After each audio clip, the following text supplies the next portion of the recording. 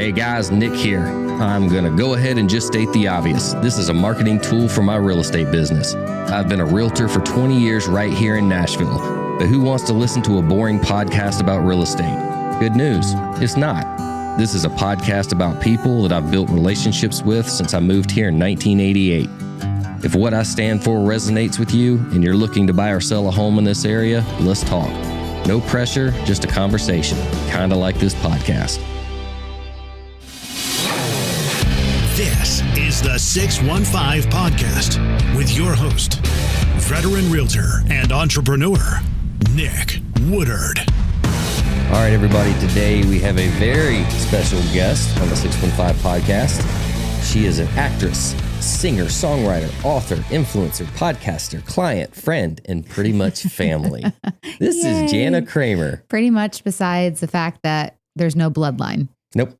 But we, you're 1,000% family. So kind of have no choice to be now. I told Catherine, your wife, I sent her this gift the other day on Instagram. I said, you actually have no choice to be my friend anymore because you know way too many of my secrets. We're way in too deep. It's all blackmail at this point.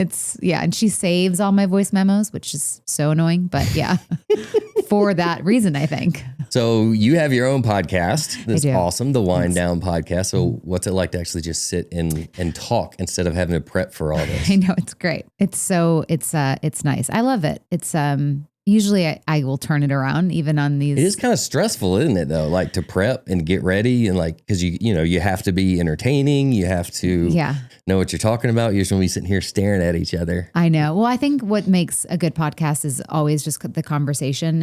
And that's why I try not to be too, I don't prep. I probably should prep more in my podcast, but I really just like. I was going to ask, do you take notes and prep and ish, like not as much as probably someone that does it, like an Alex Cooper. I'm sure she spends days and she's got her producer looking through things. But for me, I don't know. I mean, I kind of just wing it I'm like, let's just get to know. Well, that's why it's entertaining. I just want to have a conversation.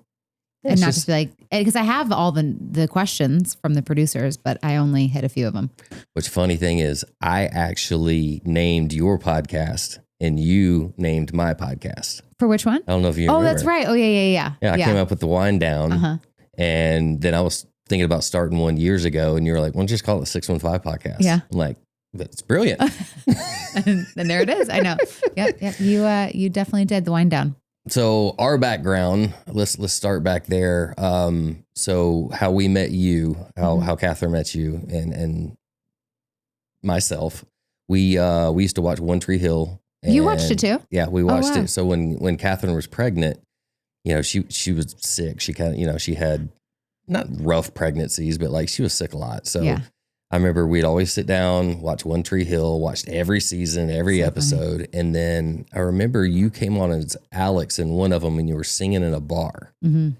And I remember looking at Catherine going, I think that's that chick's real voice. And so I was like, why don't you do a little research on that? Because, Catherine was young in the music industry and trying to, find other people and all that stuff. Yeah. So she kind of tracked you down and she sure did. Reached out and 16 years later. I know. So, here we are. Yes. What a journey it's been. So I want to start first and foremost, you live your life very publicly.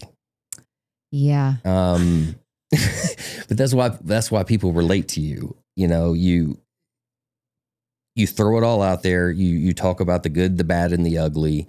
What are the, I guess, hurdles and things you deal with that aren't so great with doing that?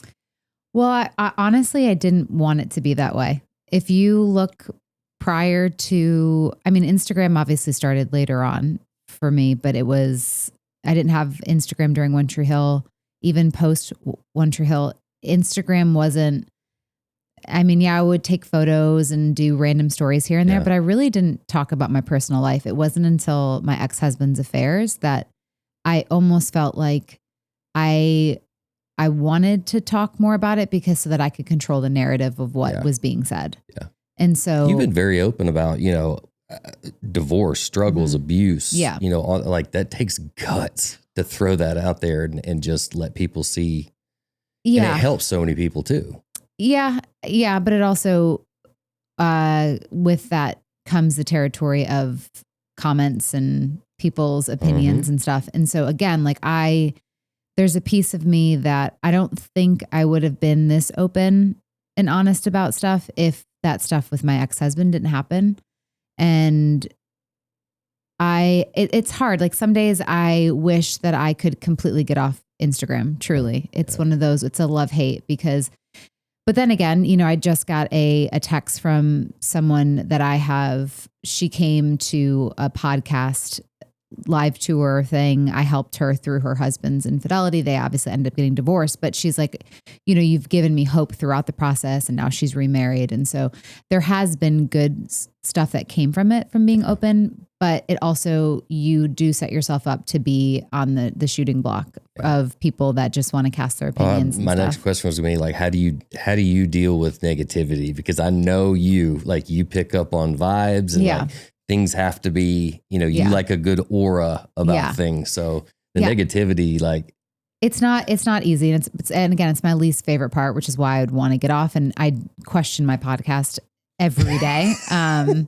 Because that really, truly, you know, iHeart sends the podcast to the magazine people to like listen to. So they'll pick a headline out of that. And I'm like, can you just stop sending it? Like, this gives me anxiety. I don't like it. I don't want my name to keep going out there. But then it's always on the flip side is it helps someone. So the comments, I used to feed into it, and I used to read them. I used to read all of them.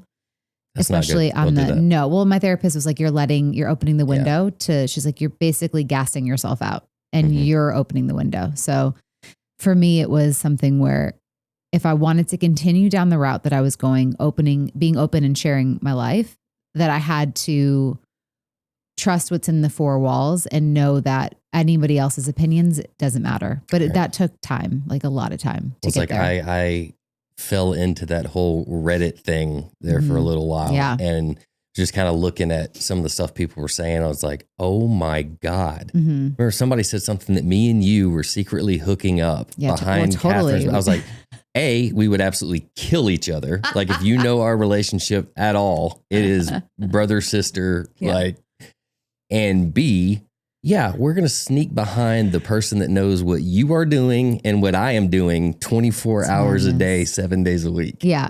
I stopped reading that page when they said that I had a fake belly and that my due date was actually not the due date. And I'm still apparently lying to this day when I'm like, why would I'm like, then I was like, you know what? This is like, they're sick and I can't feed into this anymore. I remember when I was selling your last house, they would like look up the tax records and like, oh my God, Nick marketed the square footage off a little bit because the tax records were different than the builder measurement. And so, you know, Nick should lose his license and this and that. I'm like, y'all are insane. Yeah. It's just, it becomes too much. And I feel really sad for them. And, you know, I feel, what is it now? I feel honored that they want to spend their time to watch my stories every day. And I pray for them. I really do. I hope that there's something that must be really sad in their life to want to be rude to other people. Yeah.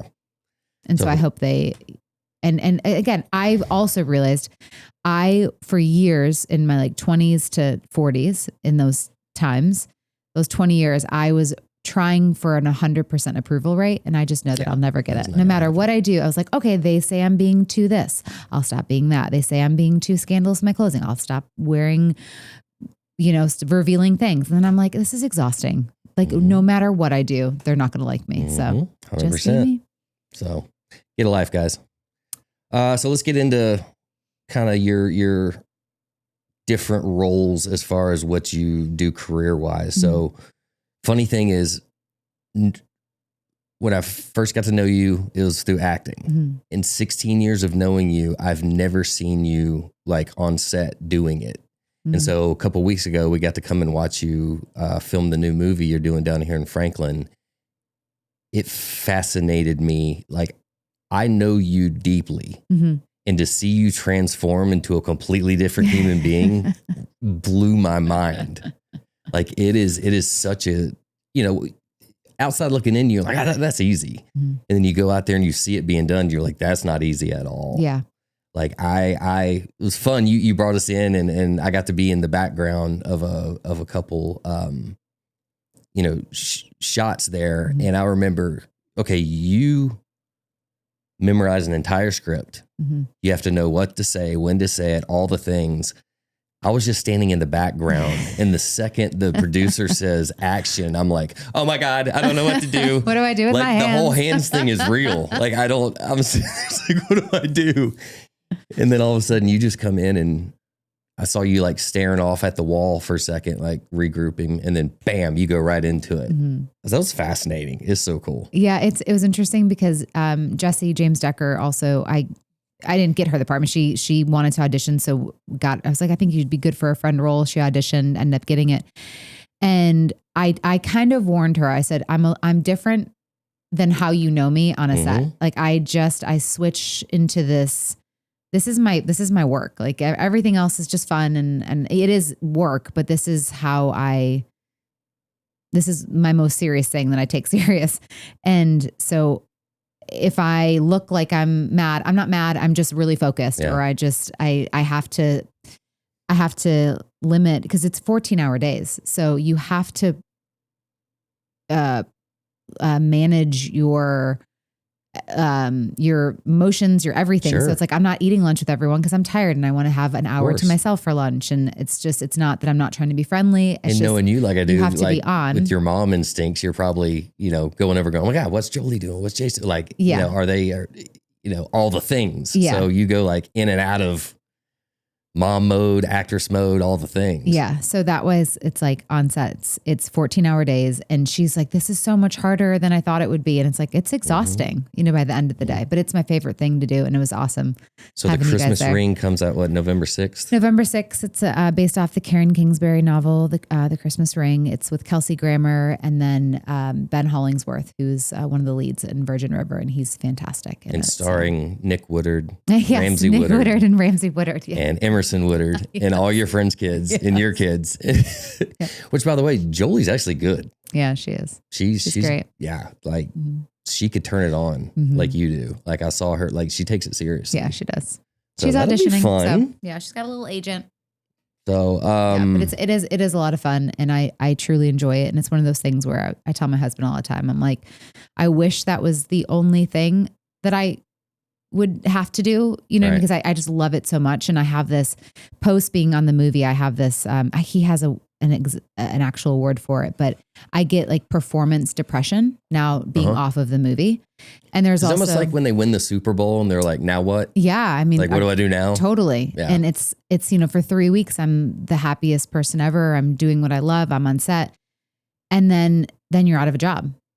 I feel that every day though. Yeah. Like, I mean, I can't, if you sell, right. You sell a house and it's like, but so that's the hardest part of it. Cause it's now I'm waiting for the next thing. And it's just this like depression lull afterwards. And then I have to do all the other stuff to provide and keep the way of living and support my kids. Well, that's also, branding yourself too. And then that could bring more. I know, but it'd be really nice just to do one thing. Just have somebody go, I'm okay, tired, now you go to Nick. this one. Now you go to this one. I know. I'm tired. So in the things you've done in the acting world, do you have a favorite role you played?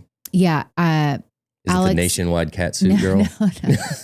No, Alex Dupre was hands down my favorite role that I've played. And it was not a role that I was supposed to audition for. I auditioned for actually Quinn, Chantel's role.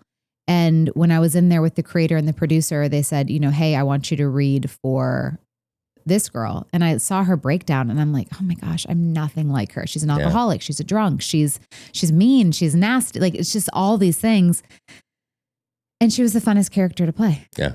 And that's why, I was so upset about not getting The Hunting Wives. I was pinned for that show. And though it's the very scandalous, risque show. I heard y'all talking about that on Wind Down. It's one of those things where it's like, I would have loved to have done it because it's so different from who I am that it would have been so fun as an actress to portray this. Because though I love my very wholesome, sweet characters that I play, like I was just Vanessa Mayfield and I was the president of this Columbus Cares. Like, it's great. And give me something that I can like put my teeth into. Yeah. I want to kind of get in a little bit of, so you and I have always had a special relationship. Mm-hmm. So you've always been there for me at my lowest. I've been there for you at your lowest. But I think we're very, very real and raw with each other. And I think it makes Catherine a little uncomfortable sometimes because I will flat tell you to kiss my ass if you make me upset, and you will do the exact same like, to no. me. Catherine's always like, you realize that's still my boss. Like No, not after changing so many years, it kind of. So funny story. We went on a ski trip. I guess it was 10 ski trip. We did? Yeah. 10, 15 years ago, 10, 12 years ago. Yeah. And I remember we were, Yeah. We were, I don't know, maybe we went skiing. It was just in the mountains, but went out there hanging out, and you got a little pissy at dinner. And probably. Knowing me like I am, I probably just poked it and got you riled up, tried to get under your skin. And we left. We left dinner to go home because Alabama was playing in, I don't know if it was bowl game or whatever, but I'm a huge Alabama fan. So go Michigan. Rushing to get home to watch the Bama game. You guys got there first, and you set your ass on the couch and turned on a movie knowing I was coming in to watch the Alabama game. Heartless. And I look over, and the look on Catherine's face is like, oh my God, this is gas on a fire. This is not going to go well. My Sagittarius soul. Then another funny story. We went to, was it San Diego? Oh yeah, that was fun. I was dating a guy in San Diego, and I roped you guys into it. That was a great trip for you and your wife. Oh, it was a fantastic trip. So, but funny story about that is the person that hosted us. Yeah. Alabama was playing in the Sugar Bowl against Ohio State. I remember you guys were sitting outside. He invited these 3 random European dudes to come over and watch the game with us. And so I'm sitting here trying to watch the game, and I've got these 3 guys that know nothing about football that are just blabbering on and on, asking me a million questions. Football. I am dying inside. And I remember looking over and seeing you just laughing your ass off because this is killing me. Yep. There was a time I went and watched an Alabama game around you. Yeah, no, because I think one time we did, they lost. They've lost like 3 times when. Yeah, so then he stopped watching it with me. I was like, this is ridiculous, Nick. But you understand. Yeah. You understand how it goes. Yeah. So, also, it was fun back in your single days, remember you used to invite me and Catherine on double dates with whoever asked you out. Yeah, and you were very honest about not liking anybody. So I don't think you invited liked me. One person, even the one that I married. You still didn't like anyone. So no, not true. So now you like the one I married. So we went on like, I don't know, 4 or 5 steak dinners. I'm like, hell yeah, I get another steak dinner from Jana. This is great. Every few months we go to Perry's and I get a free steak dinner, and I get to, see what I think about this guy. And then Alan comes along and screws the whole thing up for me. I'm sorry. No more free steak dinners. God love him. I love that guy. So we also went to dinner with him. I'm thinking back when he first came around, we went to dinner, and it was all of us, Preston Brust, Lee Bryce, and of course, Jeff Ruby's. Me, Preston, and Lee are just sitting there talking, hunting and fishing nonstop. Yeah. And Alan had to think we were insane. Well, Alan was also really sick that day, and looking back, we should have canceled, but his stomach just recently moving to the States and messed his stomach up. Yeah. Because of all the crap that's in our food. And he was really sick for about a month. But it was literally 3 rednecks in the Scottish guy. He's like, what is this? Yeah. So speaking of Alan, tell us a little about him. He is a professional soccer coach. He used to play for years. He started his career in Scotland, where he's from, and he played all over the world. He finished his career, I think it was California, and then now he's a striker coach. So he coaches some amazing players. Hani Mukhtar from the Nashville team, some amazing overseas players that we can't say because he signed an NDA. But he's trained the best of the best, and he still is. And he has a new app that's coming out, which is really exciting in the next month. So he's killing it. The absolute driest sense of humor. Yeah, and he's very Scottish. He's one of the funniest people I have ever been around. But if you don't know him, you don't understand the humor at all. No, and it takes a minute for most people to understand him, but he is such a respectful, loving man, and he's an incredible father. And see, I've seen you heartbroken a few times, and Alan's different. Yeah, he's great. He truly respects you for who you are, and I can see that. Yeah, he lets me spin. I saw that from the beginning. And holds me close. So yeah. So speaking of your wedding in Scotland, when you flew us all out to Scotland, by far my favorite trip I've ever been on. Yeah. Now the funny thing is everybody's oohing and ahhing like, oh my God, Scotland is so gorgeous. You know, the rolling hills and green and this and that. And I got to thinking, this looks a lot like Leaper's Fork. Like, no, it really does. Not even close. No. Oh my goodness. Yes, Leaper's Fork is beautiful, and Scotland is so beautiful, and it's a place that I honestly never would have gone to. It's one of the only places I've ever wanted to go overseas. Like I really couldn't care about going anywhere else. I couldn't have cared less going to Scotland, and then I went one time for a friend's wedding, and I fell in love with it. Little did I know I was going to fall in love with a Scottish man there shortly after. We stayed at a castle, which was definitely haunted. Had to be for sure. So we'd go up in the attic and kind of rummage through all the stuff, and there'd be creepy old pictures of people and, old clothes and, all this old stuff. I got to wear a kilt. It was awesome. Yeah. I wanted to, I wanted his family obviously to be there and them not have to travel far. And I thought what an experience it'd be to get everybody together in a castle and have a good old time. So I remember you guys had, things planned every day. So, keep us all occupied. Yep. And I guess Alan put together, wanted to do a skeet shoot. Yeah. So they had the teams lined up. It was the Americans versus the Europeans. So everybody's talking trash to each other, of course. And me and Preston Bruss look at each other like game on. And so I think the Americans just dominated. Oh, of course. Because they don't have guns there. I shot like 22 for 25. Preston had like 21 and all the European dudes shot like 5 or 6 for 25. And they're looking at me and Preston. They're like, how are you guys so good at this? I was like, we've kind of been doing it since we were 8 years old. Yeah. Like we've probably shot 10,000 rounds. Yeah. And I think Alan was the first time I ever shot was with you guys. So.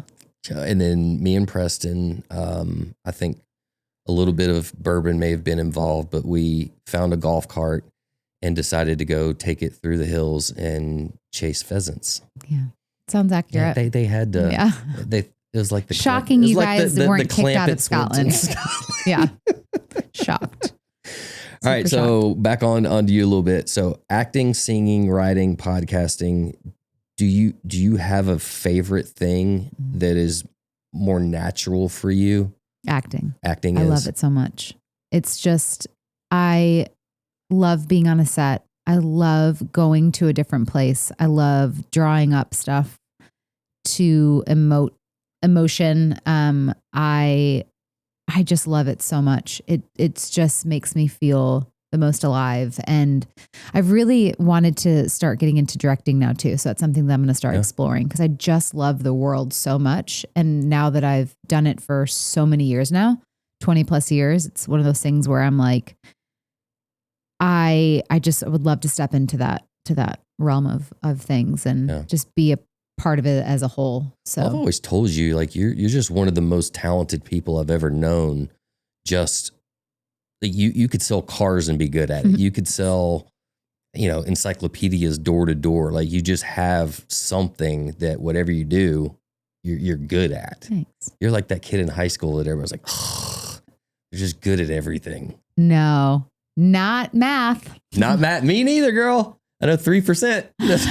Barely graduated high school, but you know what? I found what I was passionate about and I followed that. So well, you're definitely my favorite client. Thanks. I know I like to move. I really do. And I'm already thinking I want to move again. Every couple years. So I haven't found the home that feels, cause I gotta think I started building this home when I didn't think I was going to get remarried or have another baby. And I honestly, actually, this is an interesting thing that you're going to be probably shocked about, but I want an older home now. Interesting. You just being with Alan, the houses that we've looked at, I want that more of an old school vibe. Yeah. And I think more for him too, because he likes that more older, not modern. And it's very different than but I'm like, let's do it. Like. Let's, as long as we can have a flat backyard, so I can put a pickleball court in the backyard and because that's what I'm fighting right now, and have privacy. So if that comes up, then we're actively trying to find something. I remember when we built the last house, we were sitting at the builder walkthrough, and you're just kind of sitting over there, not looking very, very well. And I was like, Jana, what the hell is wrong with you? You look up at me and you go, I'm pregnant. And I was like, holy crap. Yeah. Yep. 40 and pregnant. It was a beautiful thing. I gotcha. I know. Yeah. So I always ask everybody that comes on here. So you've lived in Michigan, New York, LA, all over the place. Mm-hmm. What do you love about Middle Tennessee? Oh my goodness. Even when I was living in Los Angeles and also Wilmington, when I was filming the show and I would fly to Nashville, it always felt like home. And I just had this sense of peace and calm the second I would start landing on the tarmac at BNA. And I was talking to a girlfriend who's looking at houses now. She's moving hopefully from Vancouver to here. And she was saying the same thing. I'm like, that's exactly how I felt before I moved here. There was just this peace around Nashville. I love the way children are raised here with the manners. And for me, going from Los Angeles, our backyard was turf and dirt. So it was not great. So here it's like, you can just have so much more here. But I think what it comes down to is the way that I just feel here and the peace of it and the people. I think the people are really great. Yeah. It's just, they're actually wanting to have a conversation with you because they care, not because of what they need from you. We'll say, like, you were raised in Michigan though, right? Like Northern Michigan's pretty awesome. Northern Michigan's like you took us up there for 4th of July a few years ago, and I was like, dude, it's the 4th of July. It's 65 degrees. We're fishing. Yeah. It was just incredible. Yeah. I love to be outside. And that's one of the things, that I loved from my childhood was always being outside. And there's so many outdoorsy things we can do here too with the kids. And there's beautiful parks, and I love that for them. Yeah. Yeah. I couldn't imagine. I've thought about maybe moving somewhere else, but every time I keep getting pulled back here. I gotcha.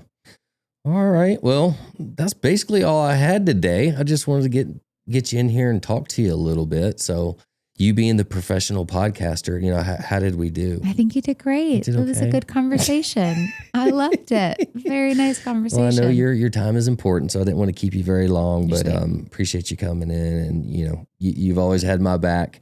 Even when we disagree or argue about something, you're loyal to me, and I never forget loyalty. So, well, I think that's the beautiful thing about friendships is the ones you can grow with, right? And I do believe that there are friends for seasons, but I believe that there are lifetime friends, and you're in that lifetime friend where it's like we can have a disagreement and we can settle it and we can nurture and love and be there for each other and tough love. And, that's why everyone's like, oh, Catherine's her yes person. I'm like, she's the farthest thing from a yes person, like the absolute farthest thing. And I think that's why she is a lifelong friend too. You can just call out the BS of things.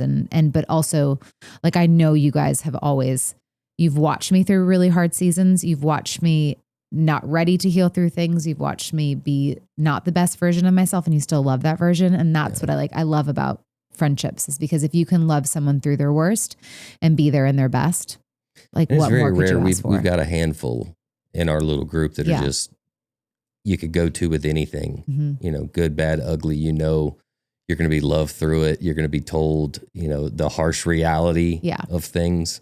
And that's rare to find. Yeah, for sure. So thanks for being a friend. Thanks for being a friend. Well, seeing you happy makes me happy, sis. Thanks. Same. Thanks for coming. Love you. Love you. 615.